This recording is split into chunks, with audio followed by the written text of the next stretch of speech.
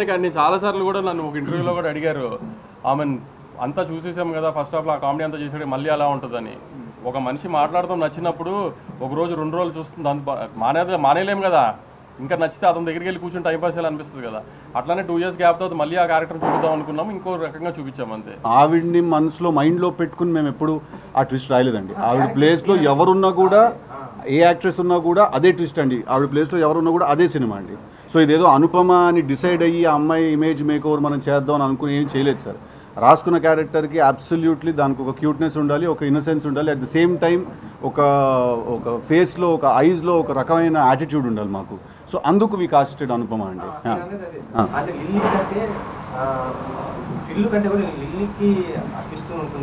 Okay,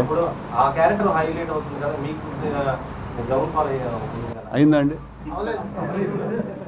కాదు, twist ఒకరికి twist ఇవ్వాలంటే ఒకరు రివీల్ చేయాలి కదా. లేదు సార్, ఇప్పుడు ఫస్ట్లీ ఒక let me finish the question sir. Climax చెప్పాలా? లేదు చెప్పను. లేదు, ఇప్పుడు అడిగిన క్వశ్చన్ అదేంటంటే సార్, ఇప్పుడు నేను ఈ సినిమాకి యాక్టర్ కంటే ముందు ఈ సినిమాకి నేను రైటర్ని సార్, రైట్? సో ఇప్పుడు నేను చేసే పనిలో నిజాయితీ ఉండాలండి. ఇప్పుడు యాక్టర్ సిద్ధు డామినేట్ అవుతాడేమో అని చెప్పి నేను లిల్లీ క్యారెక్టర్ని తక్కువ సీన్ రాయడము, సిద్ధు క్యారెక్టర్కి ఎక్కువ సీన్ రాసామంటే అట్నుంచి షెట్కి వెళ్ళిపోతాను సార్ మనం. నేను ఫస్ట్ రైటర్ లెవెల్లో నేను చాలా ఆనెస్ట్గా ఉండాలి, నిజాయితీగా ఉండాలి సార్. అప్పుడే నేను క్యారెక్టర్ లెవెల్లో అది నేను స్క్రీన్ మీద రేపు యాక్ట్ చేయాల్సి వచ్చినప్పుడు నేను జెన్యున్గా నేను చేసుకోగలుగుతాను. సో ఒకళ్ళు తక్కువ ఒకళ్ళు ఎక్కువ అంటూ ఏమి ఉండదు సార్. ఎవరెక్కడ లేవాలో అక్కడ లేస్తారు, ఎవరెక్కడ పడాలో అక్కడ పడతారండి. It is everyone's film. అదే సార్. సో ఇది ఏంటంటే వచ్చిన ఇంట్రెస్టింగ్ మిక్స్ అండి. దీన్ని పార్ట్ 2 అని అనలేము, అలాగని ఫ్రెష్ సీక్వెల్ అని కూడా అనలేము. It's mix of both. అది ఉంటుంది, ఇది ఉంటుంది. అది అంటే అదొక ఒరిజినల్ స్క్రీన్ ప్లే అవుతుందండి. అప్పుడు అది మనం ఏ రిఫరెన్స్ తీసుకోలేదు, పార్ట్ 2 అని చెప్పి దీన్నే కంటిన్యూ చేయలేదు మేము, లేదు సీక్వెల్ అని చెప్పి కంప్లీట్లీ ఒక ఫ్రెష్ స్టోరీయే రాయలేదు. అది కొంచెం జాగ్రత్తగా ఇంటర్ట్వైన్ చేసుకుంటూ వెళ్ళాము. ఐ థింక్ బికాస్ దానికి ఒక ఒరిజినాలిటీ అండ్ అథెంటిసిటీ ఉంది కాబట్టి ఇవాళ థియేటర్స్లో రెస్పాన్స్ అలా వస్తుందండి. సార్ రివ్యూల్లో రాసేస్తున్నారు సార్ మీరు అన్ని ట్విస్ట్లు అవన్నీ.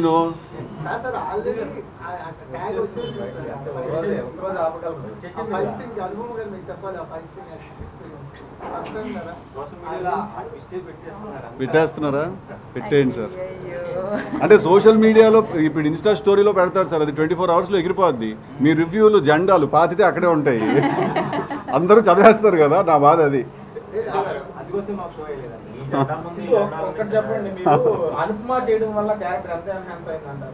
అది రాసుకున్నప్పుడు 100% ఉంటే 1000% అయింది సార్ ఆ క్యారెక్టర్ అమ్మాయి చేయడం వల్ల. Because like I said it's in the ice. నేను ఒక ఇంటర్వ్యూలో అన్నాను, ఆ అమ్మాయి తనకి ఎంత ఇన్నసెంట్ ఐజ్ ఉంటే అంతే డెవిల్ ఐజ్ కూడా ఉంటాయి తనకని. అండ్ మాకు అవి అవసరం ఆ క్యారెక్టర్కి రెండు కూడా. So absolutely I think she's a big asset to our film. First time కదా మీరు కొంచెం బోల్డ్గా చేయడం, మీకేం పాయింట్ కన్విన్స్ అయ్యి ఎందుకు ఇన్నాళ్ళు చేయకుండా, లేదా ఇంతకు ముందు కూడా మీకు ఆఫర్స్ వచ్చి ఉండొచ్చు ఇలాంటి క్యారెక్టర్, ఈ సినిమాకి యాక్సెప్ట్ చేయడంలో మీ ఇంట్రెస్ట్? అసలు సినిమాలో బోల్డ్గా ఏముందో చెప్పు. అయ్యా ఈ బోల్డ్ ఏంటి దాంట్లో? సార్ రిలీజ్ ముందంటే సరే సార్, రిలీజ్ అయ్యాక కూడా ఆ విషయాలు బోల్డ్ ఏముంది దాంట్లో? లిప్లాక్స్ బోల్డా ఈ రోజుల్లో?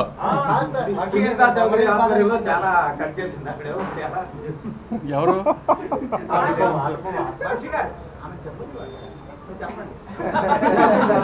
బోల్డే లేదని మా ఫీలింగ్ కదా, దాంట్లో బోల్డ్ గా ఏం ఫీల్ అవుతుందా?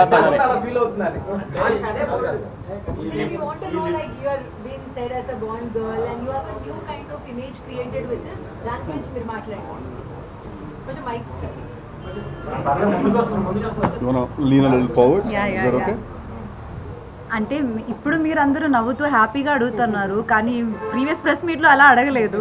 సో ఇప్పుడు మీరు సినిమా చూసారు కాబట్టి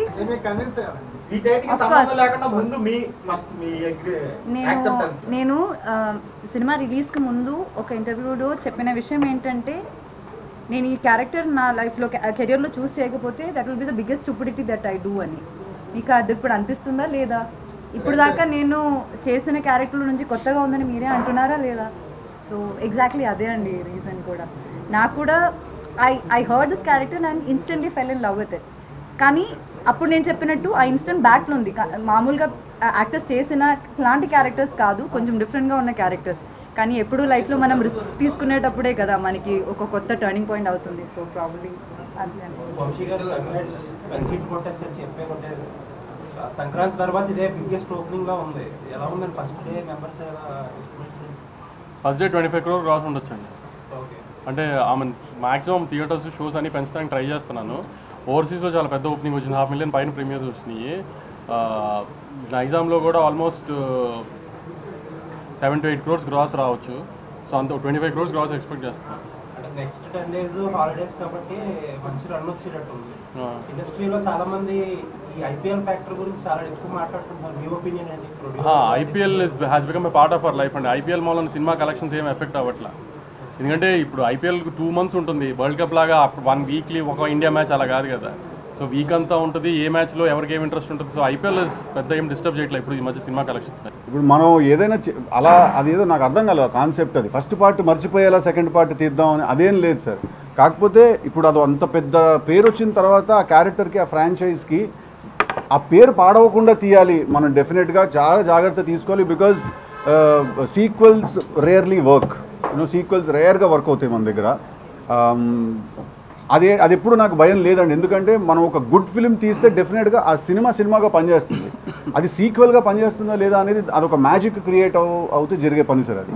సో అలా ఫస్ట్ పార్టీ మర్చిపోయేలా తీయాలి అని ఏం అనలేదండి. అండ్ రెండోది మీరు కథ లేదన్నారు sir, I disagree with that point అండి. డెఫినెట్లీ చాలా కథ ఉంది ఆ సినిమాలో. కాకపోతే కథను తీసుకెళ్ళి చాలా సబ్టెక్స్లో కింద లేయర్లో పెట్టి ఎంటర్టైన్మెంట్ని పైన లేయర్లో ప్లేస్ చేశాను సార్. ఎందుకంటే టిల్లు అనే సినిమాలో నుంచి ఫస్ట్ అందరూ చాలా ఎంటర్టైన్మెంట్ ఎక్స్పెక్ట్ చేస్తారు. ఐ ఫీల్ దట్ ఇవాళ సినిమా అంత బాగుంది అని జనాలు అందరూ కూడా వాళ్ళకి అంత నచ్చడానికి కారణం ఏంటి అంటే, ఈ సినిమాలో కథ లేదు అని ఎవరు అనట్లేదంటే, ఈ సినిమాలో కథ గురించి ఎవరు మాట్లాడట్లేదు అంటే అర్థం ఏంటంటే దాంట్లో కథ ఉంది సార్. అందుకే దాని గురించి ఎవరు మాట్లాడట్లేదు. అది ఎంత ఉండాలో అంతే ఉందండి. నేను చాలా ఎక్స్ట్రీమ్ లాజిక్లోకి వెళ్ళిపోయి చాలా ఎక్స్ప్లెనేషన్స్ అవన్నీ నేను ఇచ్చేయగలుగుతాను sir. But tempo is very important. ఆ టెంపో డ్రాప్ అవుతుంది. Having said that, as a writer probably నా పర్సనల్ ఇదేమో కథ ఉంది అని నేను దాని మీద నా మైండ్ ఎక్కువ ఫోకస్ చేస్తాను. థియేటర్కి వెళ్ళి చూస్తే దాన్ని ఎవరు పట్టించుకోలేదు సార్ అసలు.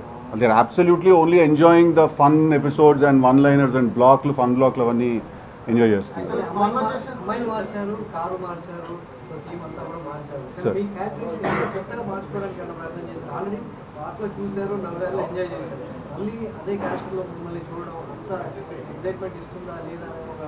అబ్సల్యూట్లీ నాకు ఆ టెన్షన్ ఎప్పుడు లేదు సార్. ఎందుకంటే నా మైండ్లో ఇప్పుడు డీజే టిల్లు అనేవాడు is very vulnerable time bomb లాంటి మనిషి సార్.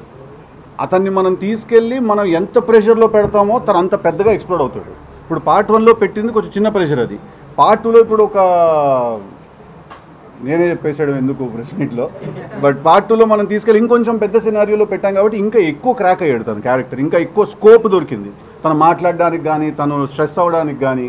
ఇంటర్వెల్ తర్వాత కూడా ఒక సీన్ ఉంటుంది. ఇప్పుడు ఇలాంటి ఒక అమ్మాయిని వాడు గట్టిగా ఏం అనలేడు కూడా. అందుకే వాడు అంటాడు, జబర్దస్త్ చేసినావు మోసం, నువ్వు చిన్న విషయం ఇంత మోసం చేయడం అనేది. ఎంతోమంది అనుకుంటారు, కొంతమందికే సాధ్యమవుతుంది అది. సో వాడి రియాక్షన్ కూడా వాడు మార్చుకోవాల్సి వచ్చింది. దీని మీదకి వెళ్ళిపోయి కొట్టేలేడు, తిట్టేలేడు ఆ అమ్మాయి మీదకి వెళ్ళిపోయి. అందుకే వాడు ఇట్లాంటి విషయంలో మాత్రం ఇట్స్ రెస్పెక్ట్ అసలు నీ మీద అంటాడు. సో అలా నాకు చాలా స్కోప్ దొరికిందండి. Absolutely sir. మాట్లాడే విధానంతోనే మొత్తం ఫ్లేవర్ మారిపోతుంది. కాన్వర్సేషన్కి పార్ట్ 2కి చాలా ఎఫర్ట్స్ ఉంటుంది సార్. చాలా అంటే నేను డిసైడ్ అయింది ఏంటంటే సార్, టిల్లు 2 తీస్తున్నప్పుడు లాస్ట్ టైం మేము కొంచెం ఫస్ట్ టైం చేస్తున్నాం కాబట్టి టిల్లు 1 అది ఇంకా మేము కూడా అర్థం చేసుకుంటూ తీసిన సినిమా అండి. కానీ ఇప్పటికీ మాకు ఒక అండర్స్టాండింగ్ వచ్చేసింది క్యారెక్టర్ అంటే ఏంటి అనేది. సో నా డే 1 నుంచి మేము రైటర్స్గా నేను, మల్లిక్, కళ్యాణ్, రవి, ఆంతని మేము అందరం కూర్చొని రాసినప్పుడు డే 1 నుంచి the only agenda was that వాడి నోట్లో నుంచి వచ్చే ప్రతి మాట ఒక బుల్లెట్లా ఉండాలి అనేది మా ఎజెండా సార్ ఫస్ట్ నుంచి. బికాజ్ మనం అంత హై ఎయిమ్ పెట్టుకుంటేనే అట్లీస్ట్ మనం దాంట్లో ఒక 70-80% మనం సక్సీడ్ అవుతాం. సో ఐ ఫీల్ దట్ ఇవాళ థియేటర్లో 100కి 98 డైలాగులు ల్యాండ్ అయ్యాయని అనుకుంటున్నాను నేను. థియేటర్లో ఇవాళ వర్కౌట్ అయ్యాయని అనుకుంటున్నాను sir. I just he's been asking, I just finish and come back to you sir.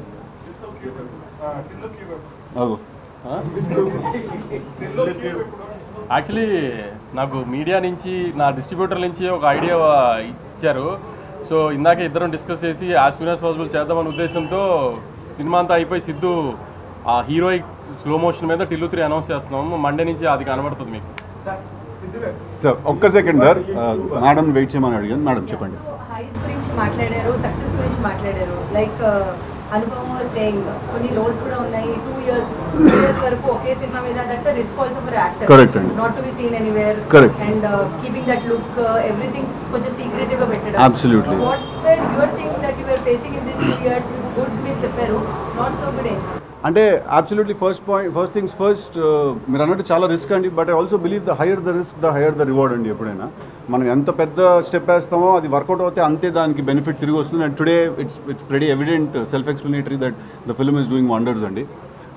Secondly absolutely lot of లో మూమెంట్స్ అండి. చాలా ఆర్టికల్స్ వచ్చాయి, నెగిటివిటీ వచ్చింది, చాలా ఏదో కాంట్రవర్సీస్ వచ్చాయి, అవన్నీ చాలా వచ్చాయి. సో అవన్నీ కూడా నేను చూసి ఒక పాయింట్లో నేను ఇంక వదిలేసాను. నేను అంతే ఇంకా దాన్ని నేను కొన్ని రోజులు నేను I deleted everything and social media అంతా కూడా పక్కన పెట్టేసి ఐ బిలీవ్డ్ దట్ ఎవరు ఏం మాట్లాడినా కూడా ఎండ్ ఆఫ్ ద డే నా సినిమా మాట్లాడాలి. అది మాట్లాడితే వీళ్ళు మిగతా మాట్లాడినవన్నీ కూడా నల్లైపోతాయి. ఒకవేళ నా సినిమా పలకలేదంటే ఇంకా ఏం మాట్లాడే ఉపయోగం కూడా ఉంది అసలు. It doesn't really matter, right? So we had all of us had a lot of low moments when the film was happening, but yeah, all's well that ends well, I guess. Sir. Sir DJ Tillu అనగానే first Siddhu జోన్లగడ్డే గుర్తొస్తాడు. Sir ఇప్పుడు టిల్లు స్క్వేర్కి వచ్చేళ్ళకి సిద్ధు అనుపమ ఇద్దరు కూడా గుర్తొస్తున్నారు. Sir square 3 తీస్తే మాత్రం కనుక మీ ఇద్దరు continue అవ్వండి అని చెప్పి నేను చెప్తున్నాను. Thank you sir. ఎందుకంటే మీ కెమిస్ట్రీ అంత బాగుంది. Thank you sir. అది కలర్ఫుల్గా ఉండండి. థ్యాంక్ యూ అండి. చాలా స్ట్రెస్లో 10 రోజుల తర్వాత కొంచెం రిలాక్స్ అయ్యారు, అయిపోయింది కదా, తర్వాత మళ్ళీ ఒక వారంలో మాట్లాడుకుందాము. వాళ్ళు ఎంజాయ్ చేయనివ్వండి. Later.